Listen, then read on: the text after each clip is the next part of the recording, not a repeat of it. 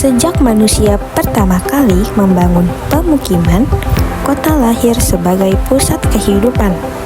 Dari desa kecil berkembang menjadi kota dagang, lalu kota industri, dan akhirnya kota metropolitan. Perjalanan panjang inilah yang kemudian diteliti oleh Lewis Mumford, seorang pemikir besar yang menuliskan siklus perkembangan kota. Dalam pandangannya, sebuah kota mengalami tahapan, yaitu dari eopolis sebagai embrio menjadi polis yang penuh semangat warga hingga mencapai puncak kejayaan. Namun, di balik kejayaan itu, ada satu fase yang disebut Mumford sebagai Trianopolis. Nah, teman-teman, kalian tahu nggak sih apa itu Trianopolis? Trianopolis adalah fase ketika sebuah kota tampak berada di puncak kekuasaan dan kemegahan, akan tetapi pada saat yang sama kekuasaan itu dikuasai oleh segelintir pihak. Kota terlihat gemilang, namun sesungguhnya rapuh. Inilah fase di mana kota menjadi simbol kemajuan politik dan ekonomi. Tetapi, di balik gedung-gedung tinggi, ada jurang sosial yang dalam. Kekuasaan yang terpusat menimbulkan ketidakadilan dan pembangunan yang tidak merata, menciptakan dua wajah kota, wajah mewah untuk segelintir orang, dan wajah penderitaan untuk rakyat kecil. Mari kita perhatikan ciri-ciri Trianopolis. Ciri pertama, kekuasaan terpusat. Kota berada di bawah kendali elit seperti penguasa politik, militer, atau pemilik modal. Mereka yang duduk di puncak menentukan arah pembangunan sesuai kepentingan mereka sendiri. Ciri kedua, pembangunan yang timpang. Ada jalan raya yang lebar, gedung pencakar langit, pusat bisnis modern, tetapi ada pula kawasan kumuh yang penuh sesak, bahkan tanpa akses air yang bersih. Ciri ketiga, kesenjangan sosial yang nyata. Masyarakat kaya hidup dengan segala fasilitas, sementara masyarakat miskin harus berjuang keras hanya untuk memenuhi kebutuhan pokok. Ciri keempat, eksploitasi alam. Demi mengejar pertumbuhan ekonomi, kota melupakan keseimbangan dengan lingkungan. Polusi meningkat, lahan hijau hilang, bahkan sumber daya alam dikuras habis-habisan. Ciri kelima, ketidakstabilan sosial. Karena jurang kesenjangan semakin lebar, muncul keresahan. Kota menjadi rawan konflik, kriminalitas, bahkan keruntuhan. Dan akhirnya, kota Trianopolis biasanya bergerak ke arah nekropolis, yaitu kota yang mati secara moral, kehilangan jiwa, meskipun bangunannya masih berdiri.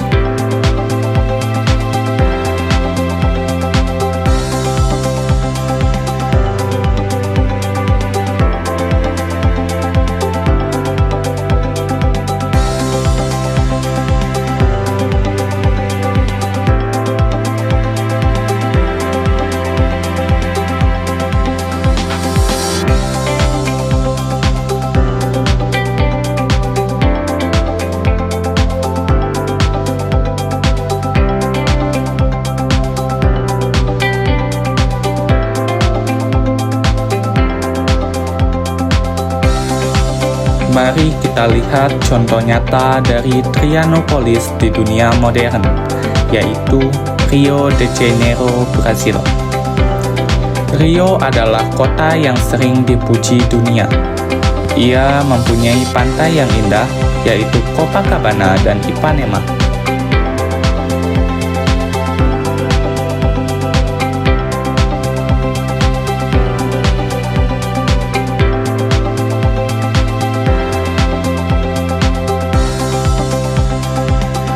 Ia mempunyai gedung-gedung pencakar langit dan kawasan bisnis modern. Ia pernah menjadi tuan rumah Piala Dunia pada tahun 2014 dan Olimpiade pada tahun 2016. Sekarang statusnya sebagai kota global.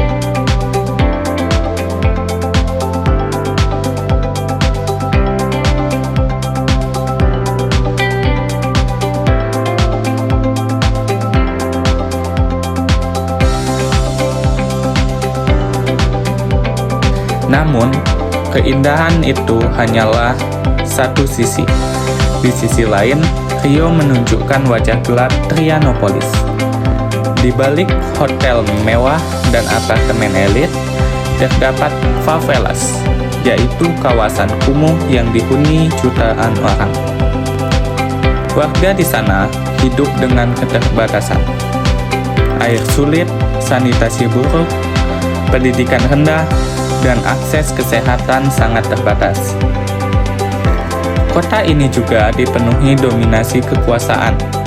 Kawasan elit dikuasai investor kaya, sementara banyak favela justru dikuasai oleh geng bersenjata.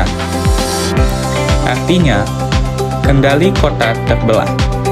Sebagian di tangan negara, sebagian lagi di tangan kelompok kriminal. Masalah lingkungan pun tak kalah serius. Urbanisasi yang cepat menyebabkan ruang hijau menyusut. Polusi udara dan air meningkat. Perbukitan yang dipenuhi permukiman liar sering longsor, menimbulkan korban jiwa. Inilah Rio de Janeiro, kota dengan wajah ganda. Ia tampak megah sebagai kota global, tetapi juga rapuh karena berdiri di atas kesenjangan sosial, dominasi kekuasaan, dan kerusakan lingkungan. Sebuah potret nyata Trianopolis di zaman kita.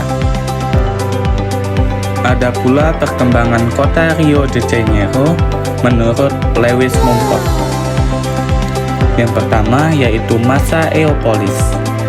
Pada abad ke-16, Rio lahir sebagai permukiman Portugis di Teluk Guanabara, pusat perdagangan hasil bumi dan pertahanan. Yang kedua, yaitu pada masa Polis. Pada abad ke-17 sampai 18, Rio berkembang sebagai komunitas dengan hukum kolonial, pusat ekspor emas dan kopi, serta identitas budaya campuran Eropa, Afrika, dan penduduk asli. Yang ketiga, metropolis. Pada abad ke-19 sampai 20, Rio menjadi ibu kota kerajaan Portugis, lalu berhasil merdeka. Pusat pemerintahan, perdagangan, dan kebudayaan nasional.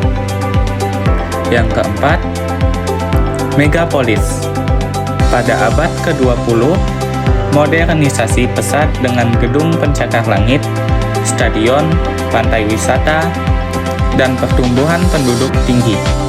Namun muncul kawasan kumuh atau yang disebut favelas.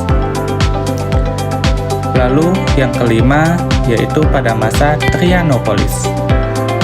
Masa kini, Rio tampak megah sebagai kota global tetapi menyimpan kesenjangan sosial tajam, dominasi elit dan geng kriminal, serta masalah lingkungan dan kriminalitas. Singkatnya, Rio telah berkembang dari permukiman kecil menjadi kota global tetapi kini berada pada masa Trianopolis, megah sekaligus rapuh.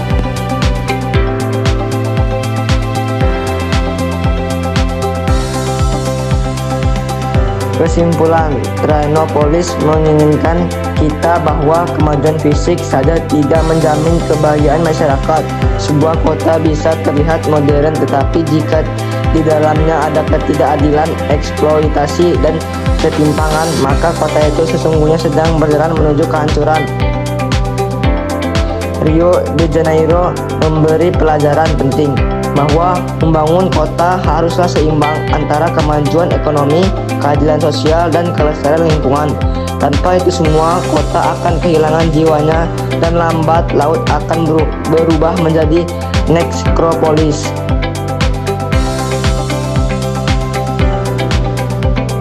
Nah teman-teman, itu dia Trianopolis.